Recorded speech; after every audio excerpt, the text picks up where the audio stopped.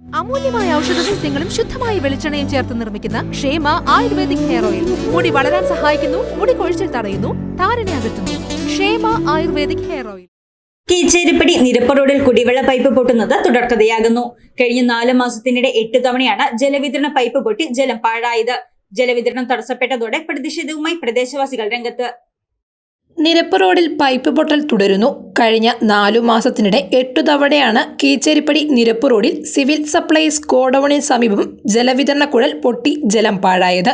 Pipe പൊട്ടുന്നതോടെ മേഖലയിലെ കുടിവെള്ള വിതരണമാണ് താറുമാറാകുന്നത്.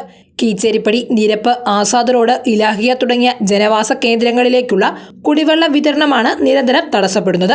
ഇതുകൂടാതെ പൈപ്പ് നന്നാക്കുന്നതിനായി റോഡ് കുഴിക്കുന്നതുമൂലം ഗതാഗത തടസ്സവും ശരിയായ രീതിയിൽ കുഴി മൂടാത്തതുമൂലം അപകടങ്ങളും പതിവായിരിക്കുകയാണെന്ന് സമീപവാസികൾ പറഞ്ഞു. കീച്ചേരിപ്പടി നിരപ്പ് റോഡിലെ ഈ സിവിൽ സപ്ലൈസ് ഗോഡൌണിൻ്റെ ഫ്രണ്ടിലുള്ള ഈ പൈപ്പ് ഇത്തവണത്തെ 8ാം തവണയാണ് ഈ പൊട്ടിയത്. അവർ വന്ന് ഞാൻ വിളിച്ച് പറയും പൊട്ടും, നന്നാക്കും, വീണ്ടും 3 ദിവസം കഴിയുമ്പോൾ പൊട്ടും. കൂടിയാൽ ഒരു 15 ദിവസത്തിൽ കൂടുതൽ നിൽക്കാറില്ല ഈ പൈപ്പ് നന്നാക്കിയാൽ. ഇത്തവണ മന്ത്രി റോഷി ഹസീൻ സാറിനെ വിളിച്ച് പറഞ്ഞ് ഇത്തവണ വീണ്ടും പണിതട്ടേണ്ട, അവരോട് പറയുമ്പോൾ വരും, നന്നാക്കും, പോകും. രാത്രി കാലങ്ങളിൽ അത്യാവശ്യം നല്ല അപകടങ്ങൾ ഇവിടെ നടക്കാറുണ്ട്. ബൈക്ക് യാത്രക്കാരായി, കടയടച്ച് പോണവരായി മണ്ണ് കൂടി കിടക്കും. ഒരു അപകട സൂചനയൊന്നും വയ്ക്കാറില്ല. കുറേ ദിവസങ്ങളിൽ ഞങ്ങൾ വയ്ക്കും, റിഫ്ലക്ടർ കയറ്റി വയ്ക്കും.